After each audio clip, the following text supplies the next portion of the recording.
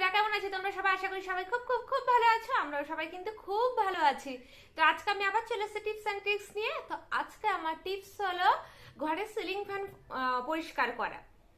তো সবাই জানো সিলিং ফ্যানে কি পরিমাণে ধুলো জমে, কি পরিমাণে ঝুল জমে, আর কি পরিমাণে নোংরা হয়।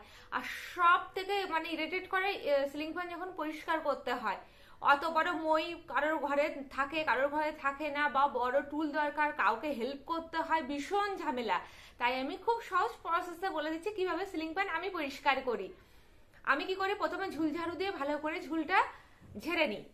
ঠিক আছে, তারপরে ঝুলঝাড়ুটা যেহেতু অনেকটা লম্বা হয় না, আমি ঝুলঝাড়ু দিয়ে এক বাঁ হাত দিয়ে কি করি আর কি ফ্যানটাকে আটকানোর চেষ্টা করি আর কি, মানে ওই যে যে পাখার যে ইয়েগুলো থাকে না, ব্লেডগুলো থাকে, আমি ওটা আটকায় আর এক হাত দিয়ে ঝুলঝাড়ু দিয়ে ভালো করে ঝুলটা ঝেড়ে নিই।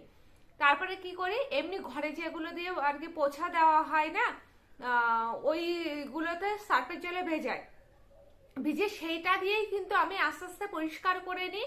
ভীষণ ভালো পরিষ্কার হয়ে যায়। আর যখন শুকিয়ে যায় তখন আমি কি করি, একটা বড় পাইপের মাথায় একটু স্পঞ্জ আর কি আটকায়, স্পঞ্জটার মধ্যে খুব মানে খুব বেশি পরিমাণে না, অল্প পরিমাণে আমি কেরোসিন দিয়ে ভিজিয়ে নিয়ে সেটা মানে যে পাখার যে ব্লেডগুলো আছে ব্লেডগুলোর গায়ে কিন্তু আমি ভালো করে মুছে নিই ওটা দিয়ে। তাহলে কি হবে বলো তো, গ্লেজটা নষ্ট হয় না আর খুব ভালো থাকে ফ্যান। এইভাবে এইভাবে ফ্যান পরিষ্কার করলে খুব তাড়াতাড়ি পরিষ্কার হয় আর ঝটপটও পরিষ্কার হয়ে যায়।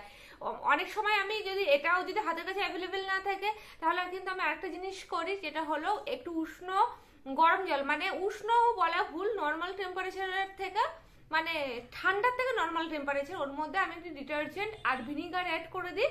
দিয়ে যে কোনো স্পঞ্জ আমি একটা পাইপের মাথায় একটা স্পঞ্জ মুড়িয়ে দিয়ে একটা দড়ি দিয়ে ভালো করে বেঁধে দিই। সে স্পঞ্জটাকে আমি ওই জলের মধ্যে ভেজাই, ভিজিয়েও কিন্তু সেটা দিয়েও আমি আলতো করে পরিষ্কার করে নিই।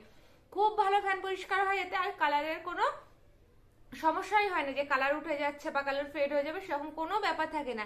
তো এই ছিল ফ্যান পরিষ্কার করার টিপস অ্যান্ড ট্রিক্স।